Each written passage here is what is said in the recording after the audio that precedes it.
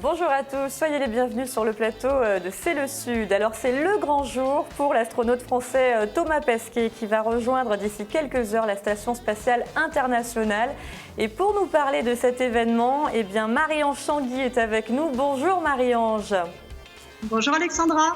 Bienvenue sur ce plateau, alors à distance, puisque vous êtes à Paris en ce moment même pour commenter le départ de Thomas Pesquet, puisque cette émission est enregistrée, donc aux alentours de 11h ce matin, donc le décollage ne saurait tarder. Vous êtes la fondatrice du magazine Espace et Exploration basé à Auriol, dans notre département. Donc on va suivre tout ça avec vous dans une poignée de minutes. Laissez-moi vous présenter juste avant mes amis du jour, Patrice Benini. Bonjour Patrice. Bonjour Alexandra, bonjour à tous. Ravi de vous revoir. Mais ravi toujours aussi. Alors Patrice qui nous propose à chaque fois qu'il vient une chronique patrimoine et qui reviendra aujourd'hui sur la belle histoire d'amour, c'est son côté fleur bleue ça, entre Marcel Pagnol et Jacqueline Pagnol. Exact. Bon, et puis comme chaque vendredi, Carole. Comment ça va Carole? Bonjour, ça va, bonjour à tous, oui ça va très bien. Aujourd'hui je vous propose une petite recette anti-gaspi pour récupérer la peau des fèves, vous savez quand on les mange à la croque au sel, et de faire un plat, vous allez voir, c'est très bien. Assez sympa. Toujours avec ces bonnes recettes, Carole. Mais on va se plonger là, la tête dans l'espace avec notre invité aujourd'hui et cette info du jour. Je vous le disais, Thomas Pesquet qui se prépare à décoller donc de Cap Canaveral en Floride pour rejoindre la Station spatiale internationale. Il est à peu près 5h du matin là-bas, Marie-Ange. À quelques minutes du décollage, est-ce que vous pouvez nous dire un petit peu, selon vous, puisqu'on n'y est pas, ni vous ni moi, qu'est-ce qu'il se passe en ce moment dans le poste de pilotage? Ils sont tous prêts à partir, fin prêt au départ? Oui, ils sont prêts parce que là, on est à peu près à 1h du décollage, même un peu moins, on est à 3/4 d'heure, donc on va commencer à remplir les réservoirs du lanceur Falcon 9 et ils sont installés tranquillement dans leur capsule, ils attendent. Voilà, on est sur la fin du compte à rebours, ils sont prêts, les combinaisons sont branchées, sont pressurisées, tout est pressurisé. La fermeture de l'écoutille s'est faite correctement, tout s'est très très bien déroulé de façon nominale. Donc à 11h49 et 2 secondes très précises, la capsule Dragon, au bout de son Falcon 9, va décoller de Cap Canaveral. Alors beaucoup d'émotions puisqu'on voit les images en ce moment grâce à notre réalisateur Anthony Forgnon qui nous a justement reliés aux États-Unis. On voit les images en direct à l'heure où nous enregistrons.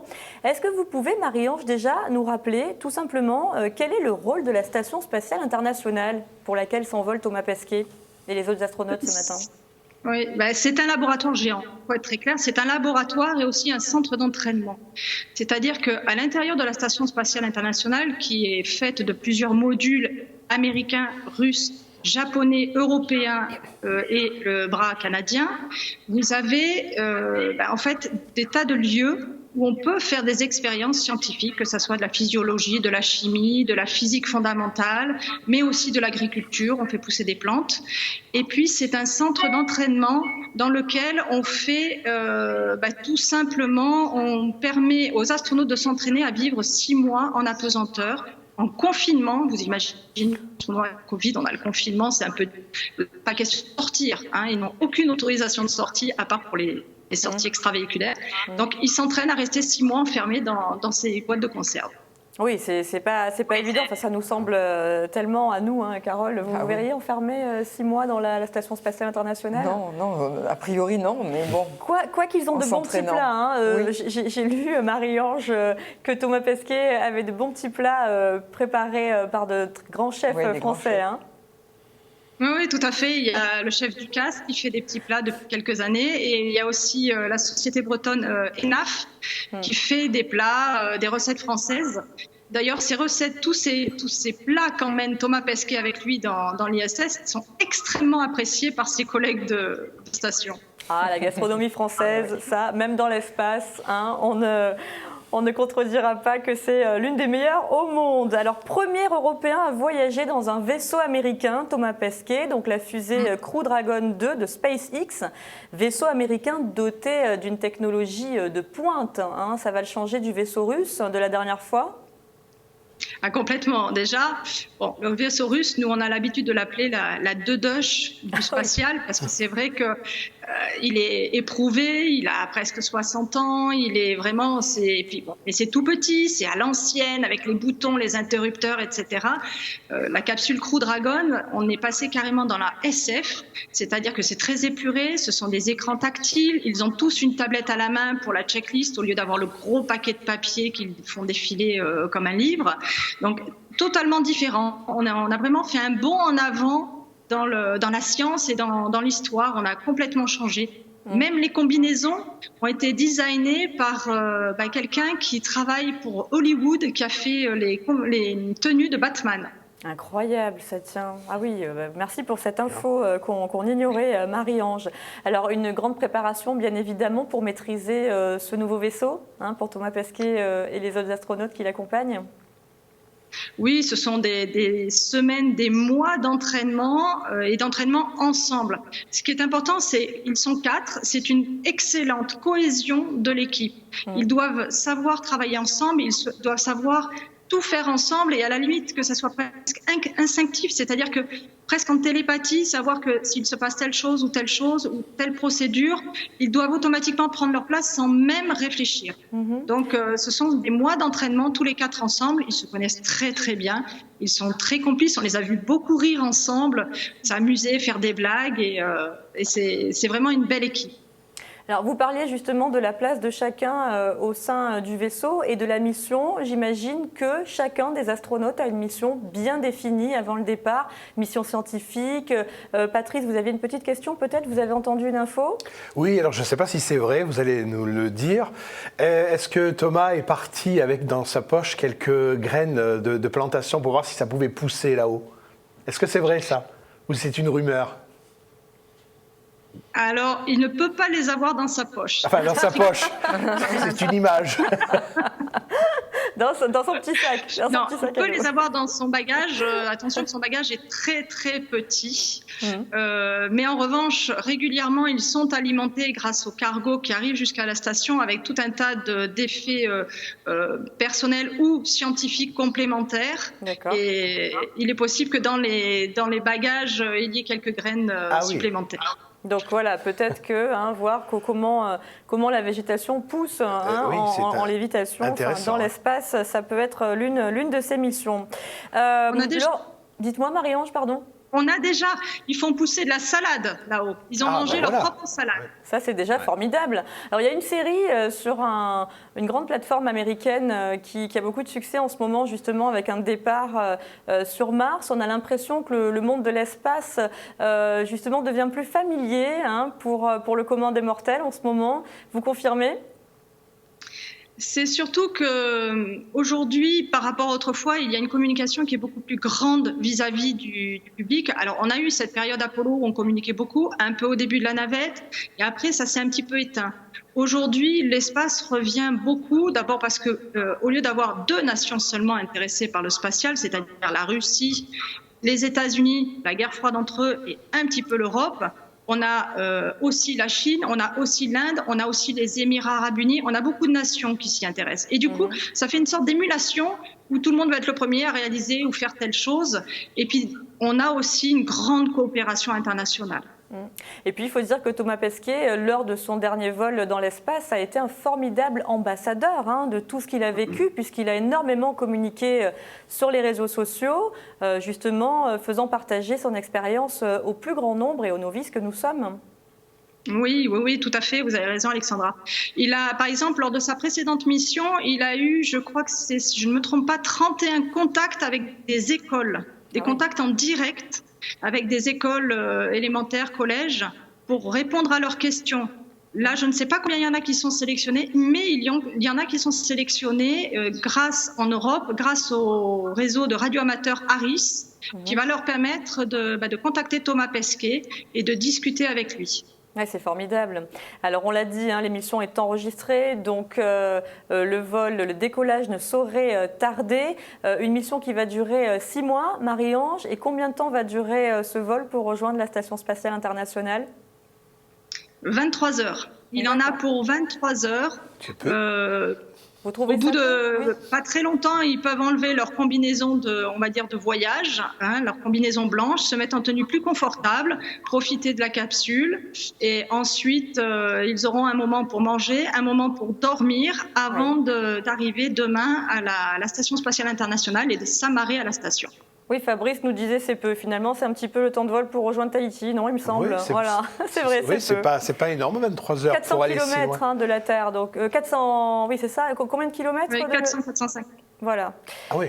Alors vous, Marie-Ange le disait, vous dirigez un magazine donc basé à Auriol, tout près de chez nous, dans notre département, Espace et Exploration. Alors c'est vrai que ça peut sembler étonnant qu'un magazine dédié à l'espace se trouve dans les Bouches-du-Rhône. On l'imaginerait volontiers à Paris, mais c'est très bien comme ça.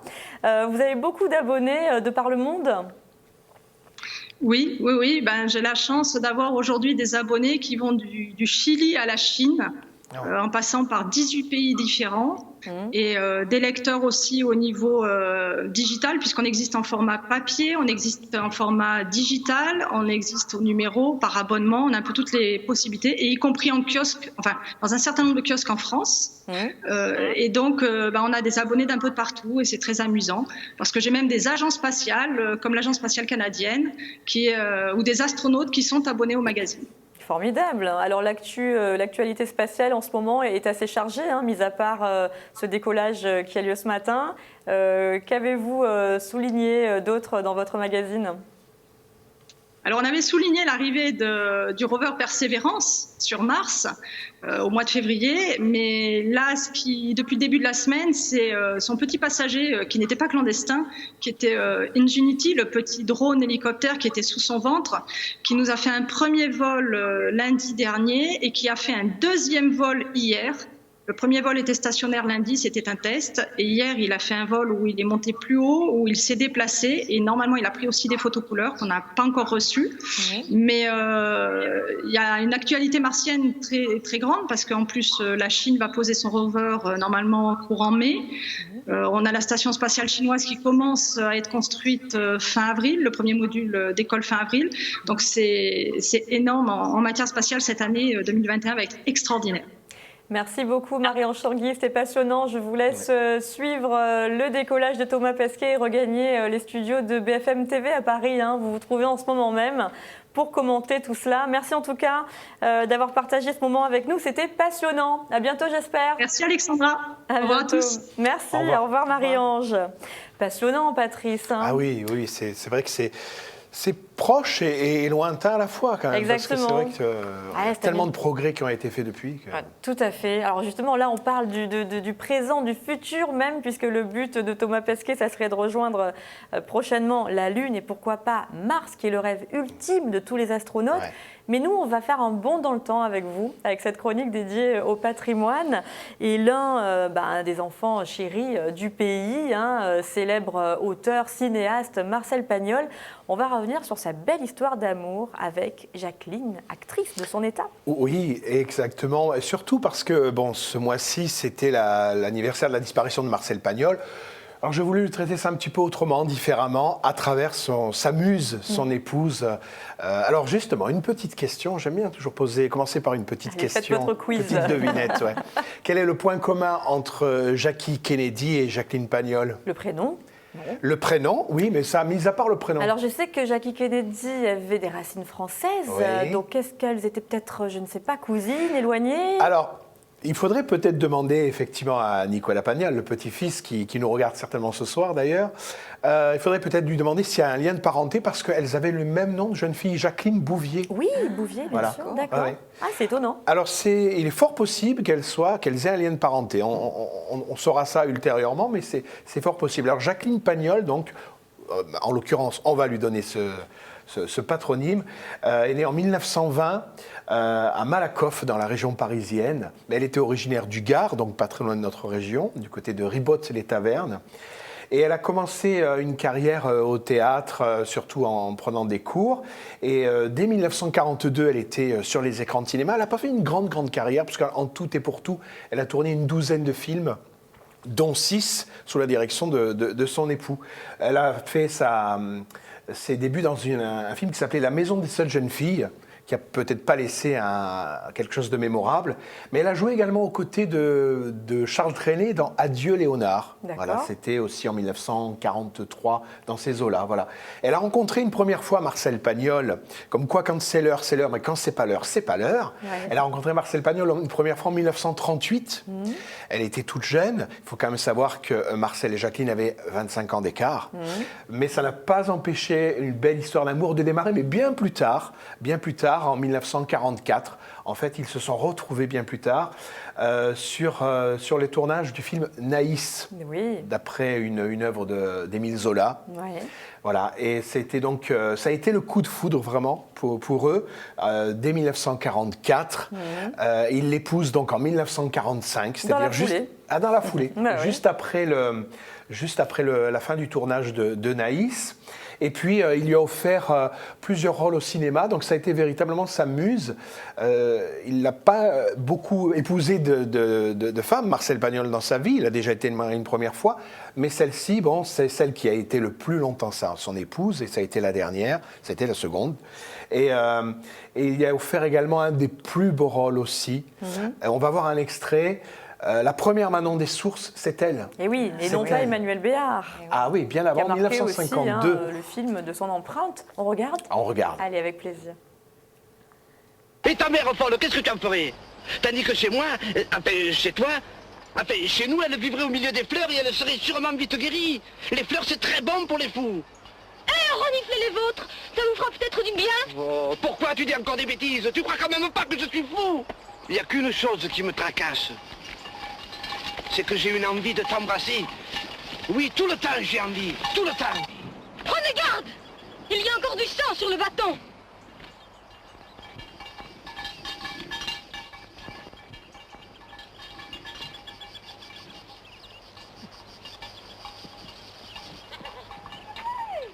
N'aie pas peur, Manon. Je m'approche plus. Je t'aime. C'est la vérité, je t'aime. Ça me fout mal au cœur. C'est pas vrai, c'est de tes stardises que tu dis ça. Tu fais des caprices comme tes chèvres. Mais moi, c'est du pour de bon, je t'aime. C'est moi qui viens crier tous les soirs dans le ballon. Ne le faites plus, ça me fait peur. C'est beau de voir ces images-là. Oui, nostalgie. Ouais, ah oui, vraiment. Mais puis cette première version de Manon des Sources, 1952, extraordinaire. Elle a joué aussi après aux côtés de Fernandel dans Topaz. Oui. Et puis alors, je voudrais vous montrer ça. Ça, c'est magnifique. Magnifique. Ça date de juillet 1948, je crois. Ouais, j'ai plus mes lunettes. On vous fait confiance. Ouais, ouais. Mais c'est très beau, une couverture. Cinémonde. Voilà, Cinémonde, c'était un magazine. C'était l'ancêtre de Première, le magazine du cinéma. Il y avait Ciné Revue, il y avait surtout Cinémonde. Et voilà. Et ça, c'était à l'occasion de la sortie du film La Belle Meunière aux côtés de Tino Rossi. Elle est toute mignonne avec ses tresses, ses nattes. Voilà, et c'est le seul film de Pagnol qui était en couleur d'ailleurs, qui a été filmé en couleur. Voilà, et puis alors, on peut également dire aussi que en 1980, elle a reçu un César d'honneur pour l'ensemble de sa carrière et de celle de son époux, bien sûr. Et elle a été la gardienne du temple, vraiment au décès de Marcel Pagnol. Et elle nous a quittés en 2016. Elle allait avoir 96 ans. Ah oui. Voilà. Bon. Alors il y a des livres aussi qui sont parus. Une belle vie Pagnol inédit. Voilà. Chez Carrère Vertige, il y a quelques années. Et puis un calendrier aussi sur Pagnol, et elle a également sa place. Et bien sûr, avec une photo de Manon des Sources. Bon, merci pour toutes ces belles histoires, avec Patrice. Plaisir. Film à revoir, bien évidemment, voilà, pour se replonger un petit peu dans l'ambiance de l'époque.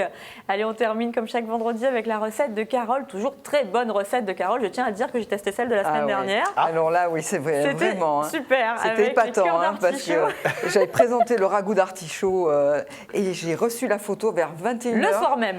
20h30 du ragoût d'artichaut et qui était magnifique. Donc, merci Carole. Bravo, bon, mais voilà, je suis à bonne école. Franchement, c'était super. Mais ça fait plaisir. Donc aujourd'hui, cette semaine, on parle de. Alors les fèves. On commence à aller voir sur les marchés les fèves. Là, il fait froid ce mois d'avril, donc ça commence tout doucement. Mais normalement, fin avril, mois de mai, juin jusqu'à début juillet, on se régale. C'est bon. Avec les fèves à la croque. Alors là, j'en ai pris une très grosse là. voyez, ces fèves-là, hein, parce que vous m'avez dit que vous les... Alors moi, j'ai pas pour les habitude mangez pas de comme les ça manger, comme on dit, à l'apéro, à la avant croque le au sel. repas. Bon, Vous, oui. Ah oui. On en a parlé, oui. Oui, en Méditerranée, on les mange Mais comme oui, ça. Hein. voilà, comme mais ça. c'est bon, ouais, et alors, on les sympa. pèle. Là, on peut enlever la première peau. Oui. On trempe dans le sel et on se régale. Donc, on les met comme ça, là, sur un panier ou dans un panier. Et puis, chacun se les nettoie, se les prépare. Ouais, mais et c'est après, sympa. qu'est-ce qu'on fait de toute cette peau, ces cosses qui restent? Donc, Eh bien, on peut les utiliser. voilà, donc cette peau-là, et en fait, c'est ma grand-mère arménienne Ouais. qui faisait ça, parce que les Arméniens, comme tous les Orientaux, adorent les fèves. On en déguste beaucoup. Et donc, elle avait cette idée de faire un ragoût végétal, végétarien. Je vais faire ça ce Juste, soir. elle faisait ça. Donc, juste avec des oignons. Mais, oui. J'ai ma recette de ce soir. Voilà, donc elle faisait juste ça avec des tomates, oignons, du piment. Ouais. Et puis mon grand-père arrosait ça d'un yaourt à l'ail. S'il y a des Arméniens qui nous écoutent, ça va sûrement Forcément leur Ah parler. oui, leur parler. Voilà. Et donc moi je me suis dit pourquoi pas faire un plat complet en fait. Bah oui. Hein, donc, Bah, bien sûr. avec de l'agneau. Donc on peut voir les ingrédients, la liste Alors, des ingrédients. de quoi Donc a-t-on besoin? une fois qu'on a des fèves, Ouais. donc là on va les trouver facilement. On va rajouter de la sel d'agneau. Alors pourquoi de la sel d'agneau? Parce que c'est un morceau qui est goûteux et notre boucher peut couper des tranches assez épaisses. Donc si c'est pour 4, on peut prendre 4 tranches de sel d'agneau. Et si il peut garder l'os aussi, ça va donner beaucoup de Ah goût. oui, c'est D'accord. goûteux, Voilà. l'os. Et après, une fois qu'on a acheté quelques oignons nouveaux ou une belle botte de cébettes qu'on trouve en ce moment, eh bien, on a besoin de concentré de tomate, huile d'olive, sel, donc piment. Donc là, j'utilise un piment à paillettes, on va le voir en C'est quoi, un vidéo. piment à paillettes C'est sympa, Il n'est tiens. pas en poudre, mais c'est des petites paillettes. En Ah, fait, c'est un d'accord. piment Je croyais que c'était un oriental. piment festif, Non, moi. un peu disco, Brillé. quoi. Ouais, voilà. Tout de suite. Qui brillait dans le plat. Et c'est Ah, on est parti. On tiens, est parti. déjà. Alors, Ouais, j'explique Anthony, comment on en va voir. régie, il dort Allez. pas. On est parti. Donc là, j'ai émincé les oignons nouveaux ou les cébettes. Alors pour les fèves, là, si vous allez, comme moi, trouver des fèves jeunes, c'est les premières, elles n'ont pas de fil et la fève à l'intérieur est toute petite. Donc là, D'accord. je vais tout récupérer, je coupe Ok. tout. Par contre, si Elles vous sont avez... grosses comme celles que vous avez Voilà au ce que plateau. je vous ai montré. On enlève les fils. Ouais. Et bien sûr, on va récupérer la fève à l'intérieur pour se régaler avec. On peut la manger à croque au sel où il y a plein de recettes à faire. Donc on les récupère, on les enlève. hein. Voilà, on D'accord. récupère la peau, donc l'écosse, on les Ok. coupe en tronçons. Et la première chose à faire, c'est très important pour réussir cette recette, on va les faire blanchir 5 minutes. D'accord. C'est-à-dire bouillir dans de l'eau 5 minutes pour enlever un petit peu l'acidité qu'il peut y avoir et faciliter la cuisson. D'accord. Donc je les égoutte et je les réserve. Et ensuite, je vais prendre ma petite cocotte en fonte, là que j'adore, enfin la sauteuse plutôt. Et vous voyez ce piment à paillettes, là, voilà. Oh, ça, il est c'est le beau. piment d'Alep qu'on appelle, ou de Beyrouth, c'est un piment oriental. Il est fort ou non ça va Il est fort, mais pas trop. Il est très D'accord. parfumé. Et donc là, je fais saisir mes morceaux de sel d'agneau pour les faire colorer. C'est toujours pareil. Hein. Le but, c'est que les sucres restent accrochés à la sauteuse et que cette huile parfumée au sucre d'agneau, ça va donner beaucoup de goût. Donc là, je commence par incorporer les oignons nouveaux à l'huile. Ensuite, je vais rajouter 3 grosses cuillères de concentré de tomate, parce que je n'ai pas les belles tomates Roma de plein été qui vont colorer la sauce. Donc, comme je veux avoir une sauce bien rouge et bien épaisse, ça va être bien. J'ai mis un petit peu d'eau aussi, Oui. pour diluer toujours le concentré de tomate. Je rajoute mon beau piment, et puis parce que c'est la seule épice. Ah, donc encore, je vais en hein, mettre quand beaucoup. même, hein. Oui, un peu plus que d'habitude. J'ai mis mes cosses blanchies, un tout petit peu d'eau, j'incorpore le tout. Alors, un petit peu d'eau parce que je veux que le ragoût ait une sauce épaisse. Donc, après, on met les morceaux d'agneau, on couvre et on laisse cuire là, tranquillement, on ne fait plus rien, pendant 1h15, 1h30. Bon, génial. Et comme ça, je vais faire un petit riz pilaf avec pendant ce temps-là. oui, c'est trop Donc bon, dans ça. l'huile et le beurre, je fais revenir mes petits vermicelles pour les faire colorer. Ensuite, je rajoute le riz, je mélange les deux, je verse le bouillon et je laisse à peu près 10 minutes à couvert, à cuire, le temps que le riz absorbe le bouillon. là, quelle bonne Voilà, idée. et ça va très bien ensemble. Et donc vous allez voir comme la magie opère au bout d'1h15, là, quand on ouvre la sauteuse, tout est confit. En fait, vous goûtez la fève quand elle est cuite, c'est que tout est cuit. Et je trouve que ça va bien avec le riz pilaf. C'est toute mon enfance en fait. Ouais, mais ça donne envie, hein, Patrice. Je Là, sens on que commence à avoir faim. Le jus est bien épais là. Et en fait, la fève, les cosses de fève ont quand même une saveur spéciale, Ah, génial. très fine.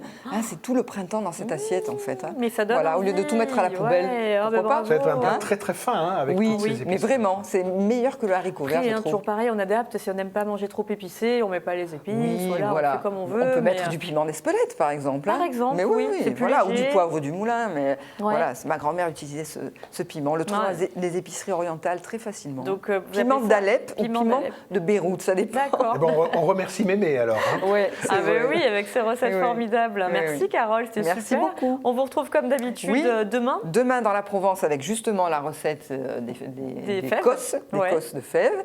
Et puis demain aussi sur YouTube pour une autre recette d'artichaut. Ça va vous plaire ça. En salade cette fois-ci. Sympa. Un peu à l'italienne. Ouais. Bon, Mm. demain sur YouTube à 11h, Vers Carole 11h, Cuisine. ouais. Voilà. Génial, mais merci Carole, merci Merci à pour cette vous. bonne recette Merci. encore une fois. Patrice, merci pour À toutes très ces bientôt. jolies informations. À très bientôt. Et puis le temps qu'on se quitte, écoutez, Benoît Pesquet va pas tarder à décoller puisque, je vous le rappelle, cette émission est enregistrée donc le matin, fin de matinée, il va décoller dans 10 minutes. À l'heure où vous nous regarderez, il sera dans l'espace, en direction de la Station spatiale internationale. On lui souhaite bon vol et on remercie encore notre invitée Marie-Ange Sangui pour avoir partagé ce moment avec nous.